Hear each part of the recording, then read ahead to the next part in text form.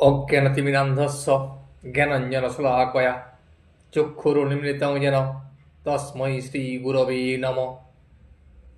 ঠাকুর, মা ও স্বামীজির চরণে শতকোটি প্রণাম।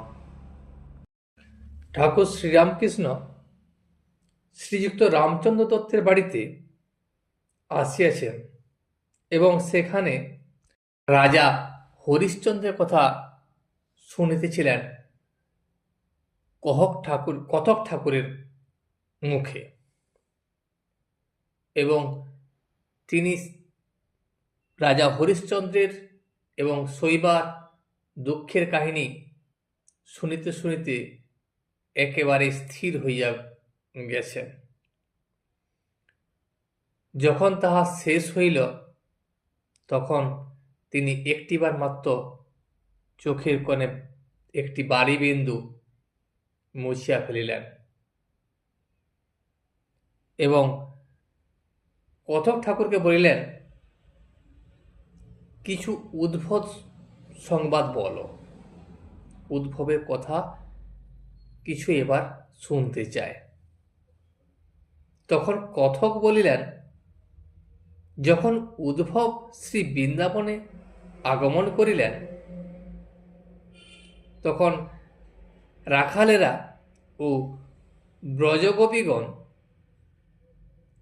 তাহাকে দর্শন করিবার জন্য ব্যাকুল হইয়া ছুটিয়া আসিলেন এবং সকলেই তাহাকে জিজ্ঞাসা করিলেন যে শ্রীকৃষ্ণ কেমন আছেন,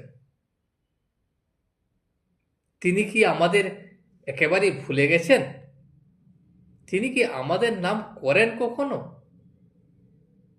এই বলিয়া আবার সবাই কাঁদতে লাগলেন। আবার কেহ কেহ তাহাকে লইয়া বৃন্দাবনের নানা স্থান দেখাতে লাগিলেন আর বলতে লাগিলেন যে এই স্থানে শ্রীকৃষ্ণ গোবর্ধন ধারণ করিয়াছিলেন, আবার এইখানে ধেনুকাসুরকে শ্রীকৃষ্ণ বধ করেছিলেন, যেখানে শকটাসুর বধ করিয়াছিলেন সেইখানেও তাহাকে নিয়ে গিয়ে দেখালেন। তারপর মাঠে কোথায় গরু চড়াতেন এবং যমুনা পুলিনে তিনি কিভাবে বিহার করিতেন আর সমস্ত রাখালদের সঙ্গে কিভাবে তিনি খেলা করিতেন, সকল কিছুই তাহাকে দেখাতে লাগিলেন। আর গোপীদের বিভিন্ন কুঞ্জে গিয়ে আলাপ করিতেন। তখন উদ্ভব বলিলেন, আপনারা কৃষ্ণের জন্য অত কাতর হইতেছেন কেন? তিনি তো সর্বভূতেই আছেন, তিনি সাক্ষাৎ ভগবান, তিনি ছাড়া আর কিছুই নাই।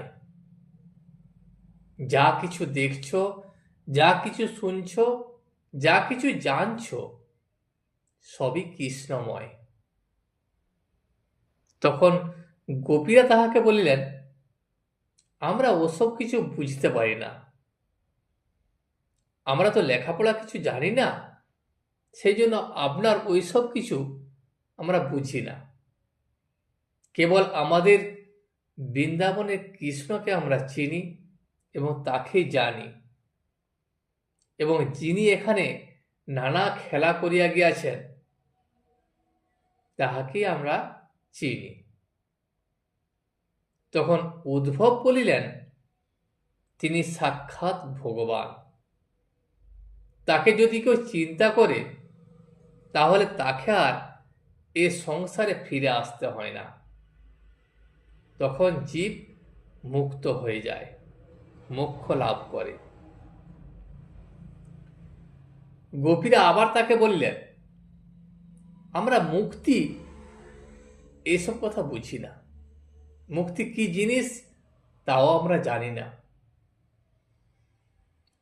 আমরা আমাদের প্রাণের কৃষ্ণকে শুধু একটিবার দেখিতে চায়।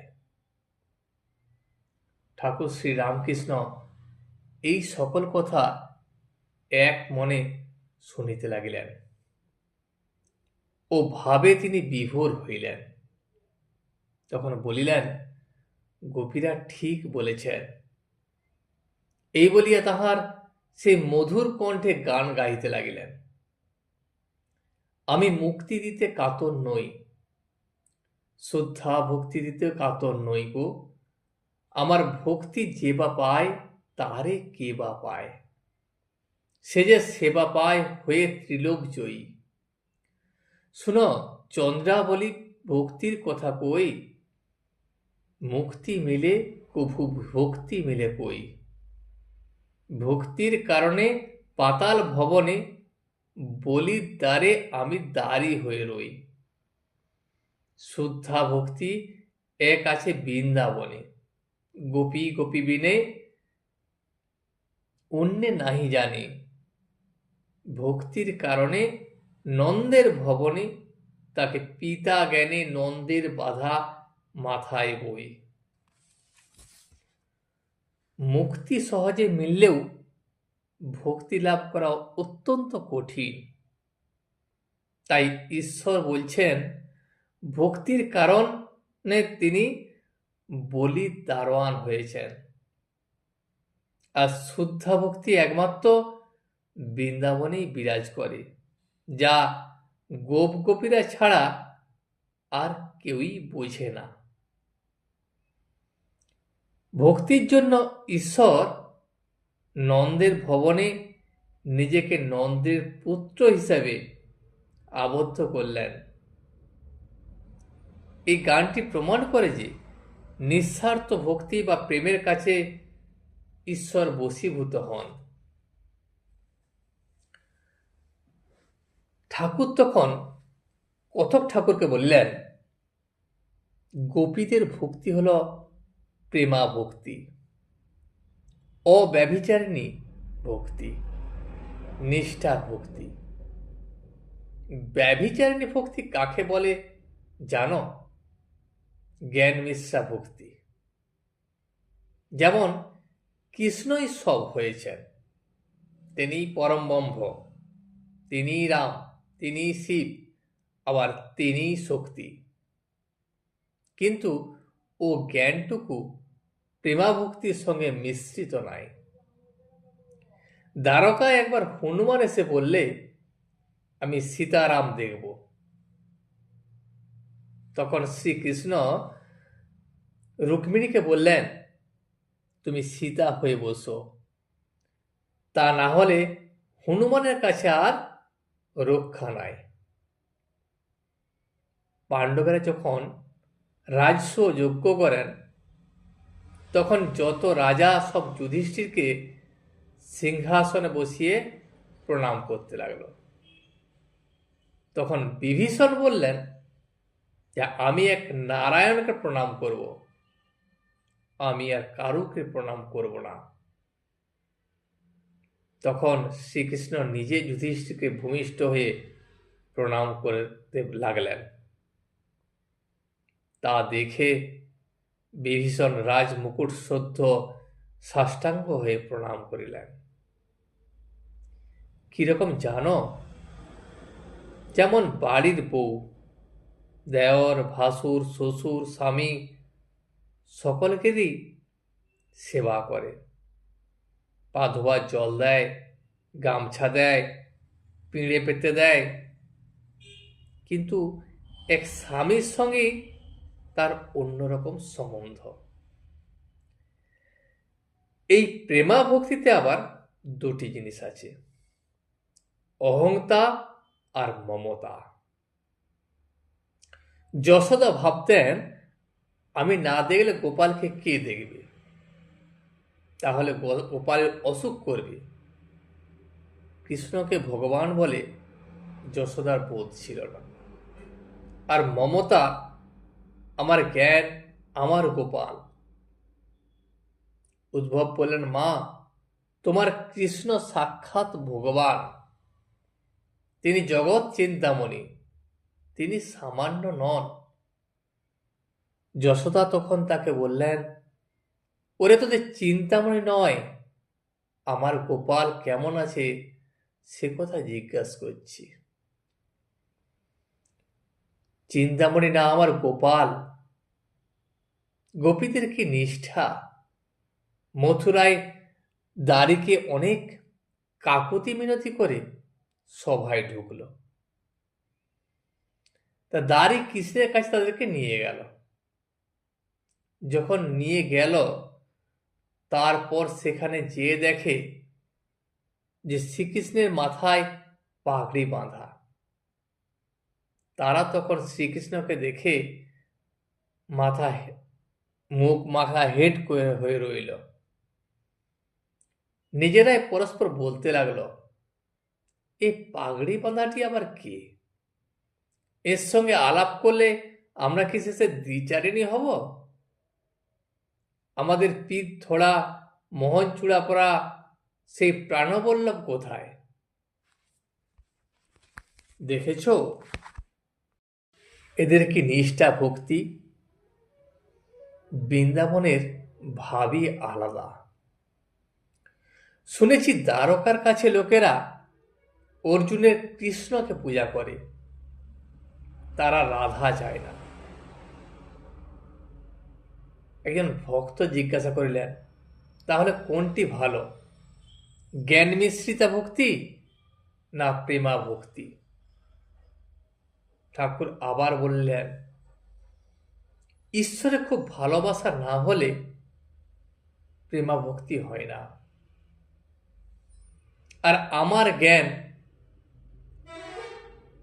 3 বন্ধু বন দিয়ে যাচ্ছে, তা বাঘ এসে উপস্থিত। তখন একজন বললে, ভাই আমরা সব মারা গেলুম। আর আরেকজন বললে, কেন মারা যাব কেন? এসো আমরা সবাই মিলে ঈশ্বরকে ডাকি। তখন আরেক বন্ধু বললে, না, তাকে আর কষ্ট দিয়ে কি হবে, শুধু শুধু তাকে কষ্ট দেব কেন?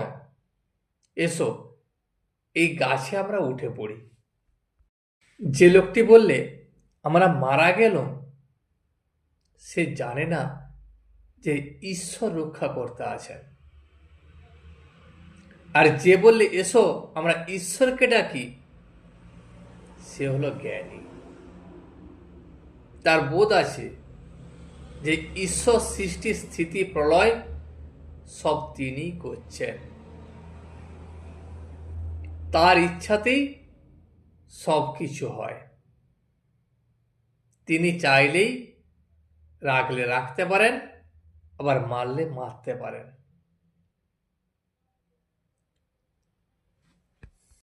আর যে বললে তাকে কষ্ট দিয়ে কি হবে, এসো গাছে উঠি, তার ভিতরে প্রেম জন্মেছে, ভালোবাসা জন্মেছে। তা প্রেমের স্বভাবই এই যে সে আপনাকে বড় মনে করে আর প্রেমের পাত্রকে ছোট মনে করে।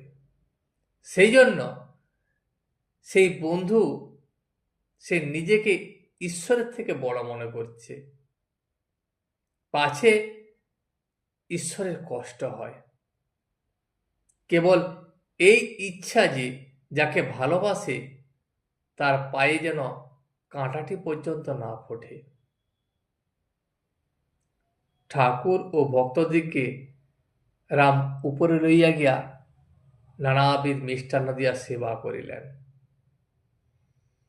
ভক্তেরা মহানন্দে প্রসাদ পাইলেন। আজ এই পর্যন্তই। ভিডিওটি শেষ পর্যন্ত দেখার জন্য আপনাকে অসংখ্য ধন্যবাদ। ভিডিওটি যদি আপনার ভালো লেগে থাকে তাহলে একটা লাইক, কমেন্ট এবং বন্ধুর সাথে শেয়ার করে দেবেন। সাবস্ক্রাইব করে পাশে থাকা বেল আইকনটি বাজিয়ে দেবেন, যাতে আপনাদের নতুন ভিডিওগুলি সর্বপ্রথম আপনার কাছে পৌঁছে যায়। জয় শ্রী রামকৃষ্ণ, জয় শ্রী রামকৃষ্ণ, জয় শ্রী রামকৃষ্ণ।